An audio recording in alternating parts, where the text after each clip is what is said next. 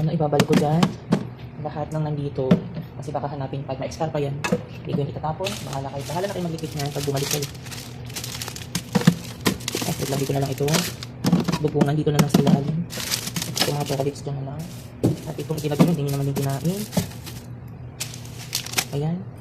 Yung yogurt lang dito, yung chocolate lang dito. So, yan lang po yung laman ng ref. So, nililinis ko lang po yan. At ibinalik ko lang po ulit yung mga naiwan dyan na pagkain.